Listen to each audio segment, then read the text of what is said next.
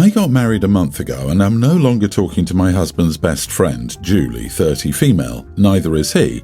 My husband and I find what she did distasteful and are looking to see whether we're wrong. So we planned a kid-free wedding. The only kids welcome to attend were my daughters from my previous marriage, a tween and a teen. Julie has 3 children, a pre-tween and 2 tweens. We also had a limited amount of seating available due to pricing and food catering, so I only had 50 seats, and therefore I told Julie she couldn't bring her kids, but she and her husband were both invited. Julie told me very early on that she doubted she could find a babysitter and made it clear she refused to hire someone they didn't know, but told me she would do what she could.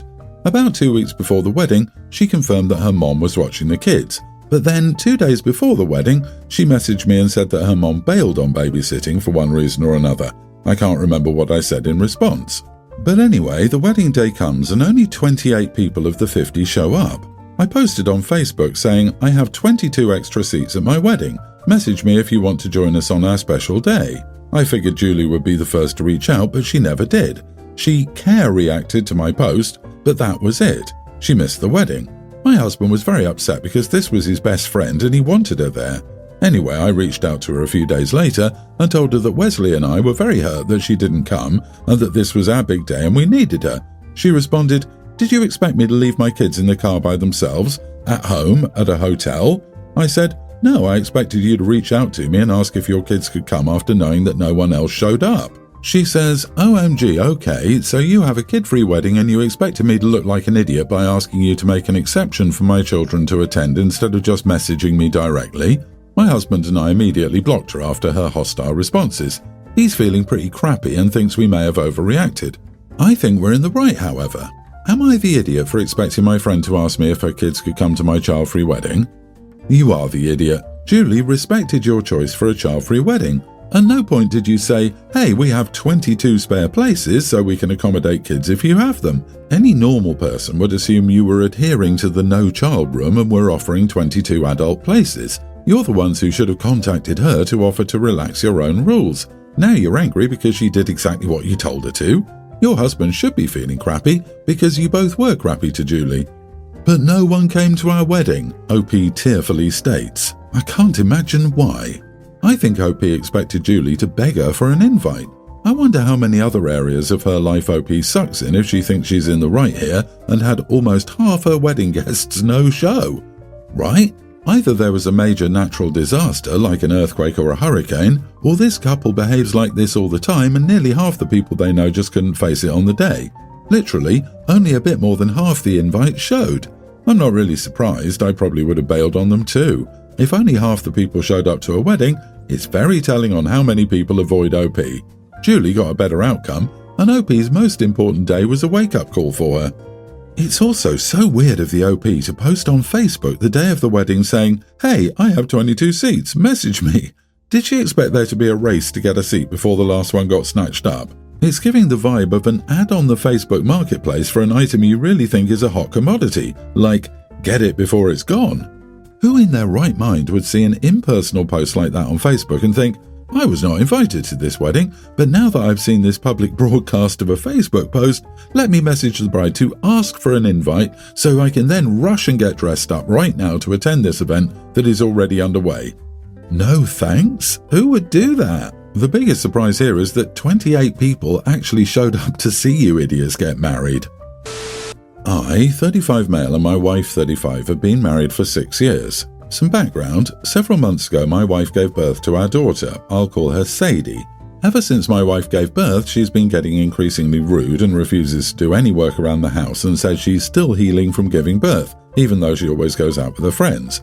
3 months ago, my wife's stepsister Hannah, 25, called my wife and asked her if she could temporarily move in with us. She lived in a crappy apartment building and tenants recently had to leave due to the unsafe conditions. Hannah didn't have enough to get another place right away, hence the asking. My wife seemed very eager to let Hannah move in despite always claiming they never get along. They came to the agreement that she would help with Sadie in exchange for staying with us rent-free so she could save up for a deposit on a proper apartment. Everything was fine at first. Hannah has ADHD and took a week to adjust to living with us. During that week, she did all the chores my wife had been neglecting without us asking her to. I tried to tell her she didn't have to do all of them, but my wife waved me off and said Hannah's ADHD makes her want to do it. Hannah backed her up.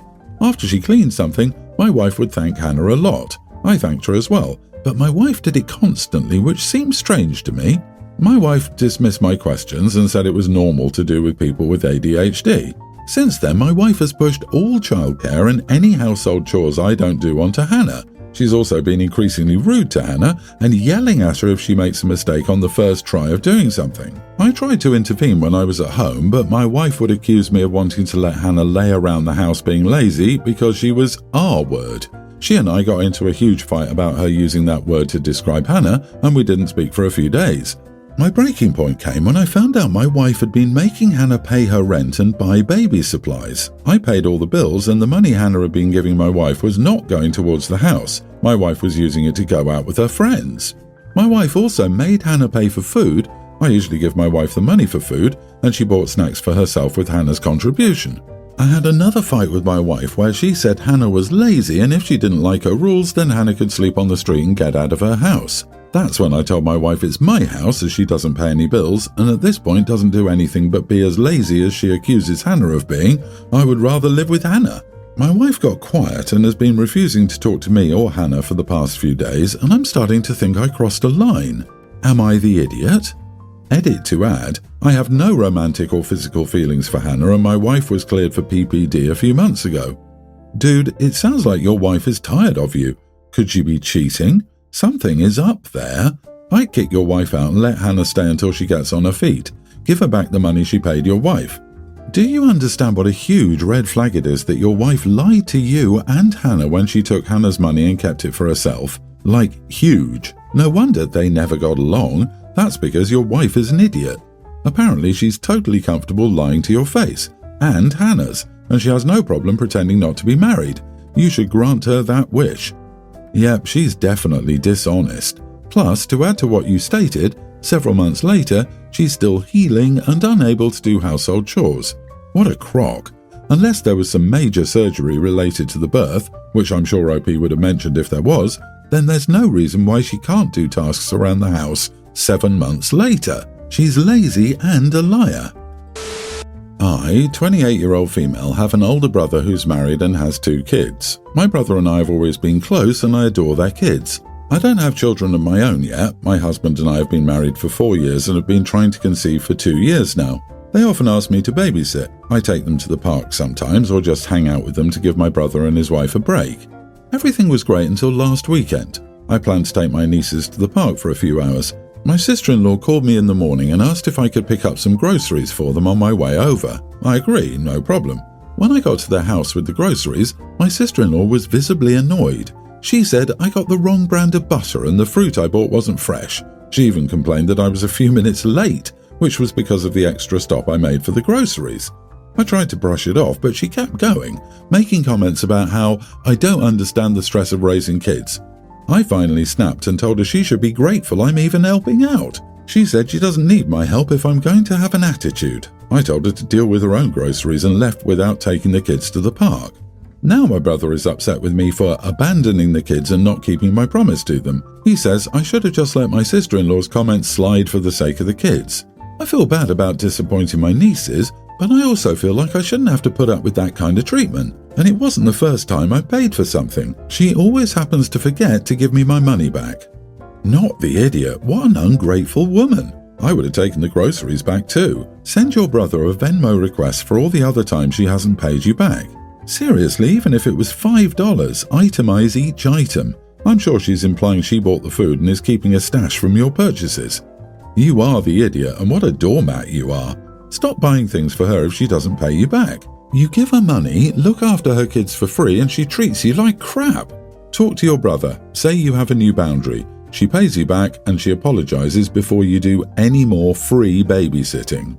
I don't care how much you love your nieces, it's time for you to stop babysitting and taking them anywhere. Sis-in-law was completely out of line and your brother is ignoring your feelings and peace of mind, unless and until they both apologize and understand how wrong and off base they were.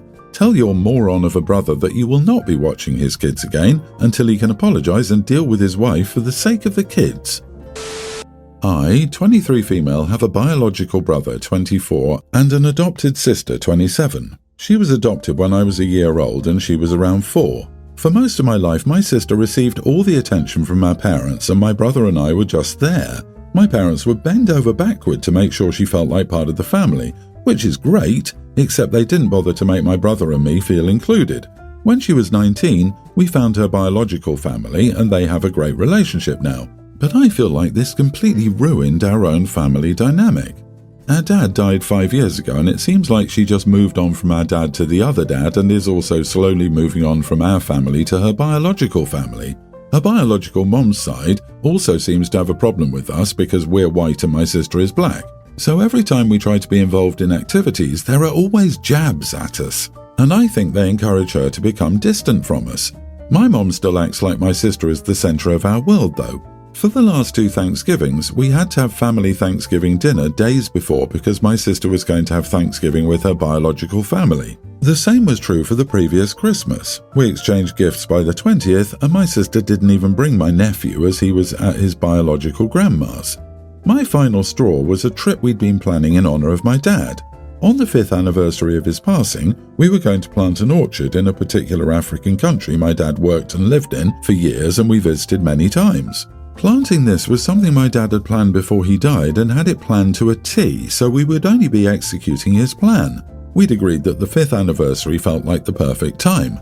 Except now, my sister's biological sister will be getting married around the same time. Not the same day, but it means my sister can only join us after the actual anniversary day. My mom says it's okay, we can plant the trees a week or 2 later, and she actually said it doesn't make much difference when we plant the trees. We'd still be honoring him, but my sister will only ever get to attend her sister's wedding once. She says it's a week's worth of work anyway, so it's not like we were going to be done on the actual day. This made me mad, and I told them I would be breaking the ground on the actual anniversary day with or without any of them. She said I was being inconsiderate and should think about how this would make my sister feel like she doesn't matter to the family. My sister has been part of our family for the same amount of time I've been, only she can exclude herself. My brother keeps flip-flopping between coming with me to be there for the anniversary or waiting for my mum and sister some days later, and I honestly can't also blame him. Am I the idiot for insisting I'm not waiting on anyone? The trip is in 2 months. Not the idiot. Chances are something will come up and she'll change her mind and not go at all. Tell Mom that it's okay if she wants to wait for sister, since she's the only one Mom ever cared about anyway. Let brother make his own choice.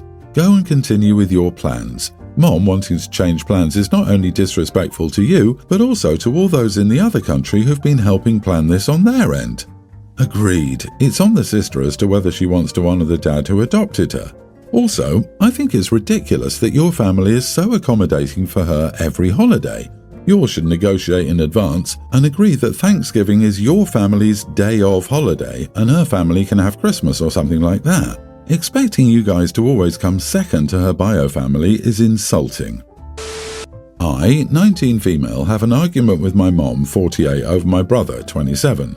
My brother is now married and has moved out of my parents' house and now lives in his wife's house. My brother always asked for money from my parents even after he moved out. He and his wife both have jobs. My mom usually gives them $3,000 a month out of her $8,000 monthly income, but she gives me less than $1,000. But I'm okay with that because my parents have saved money to buy us both land and properties. I've been working part-time since high school to help pay for my college and to buy myself a nice laptop for studying. There were no problems here until my mother recently stopped working due to health problems. My brother started coming to my parents' house and demanding large amounts of money. He even asked me if I could lend him some money, and I ended up lending him some. But he kept asking me for more money and told me to get a full-time job instead of going to college. One night, my father talked about it with my brother, and my brother was mad about it. He stopped coming over for a while, but yesterday he came. He told Mom that he needed money, but Mom doesn't have any because she used her savings to buy land for me and gave the rest of the money to my brother. So they asked me if I had some. I answered that I only had $15 and had used the rest of my savings to buy a new laptop and a bicycle to go to college and part-time work because they sold my motorcycle and gave the money to my brother.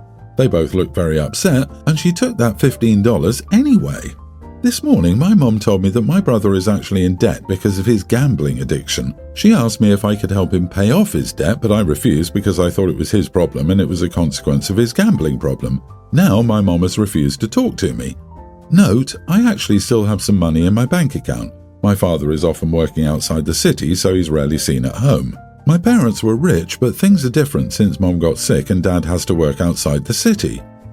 Not the idiot. So what's your mom's plan when he pays off the current debt and creates a new one? Your parents are doing him a disservice by enabling him, and he's never going to hit rock bottom whilst your parents are his ATM. I mean, why would he stop if they fund it? It's time to go the tough love route and cut him off entirely, OP.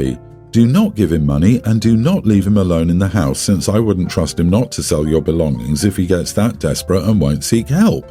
Does your family seriously think having you quit college so that your brother can gamble away more money is a good idea? Wow, he needs treatment, and your mother needs to start prioritizing herself. She needs to take care of her own health and let your brother's problems be his problems. It's not your job to put your life on hold and bail out your adult brother, who should have his stuff together at this point.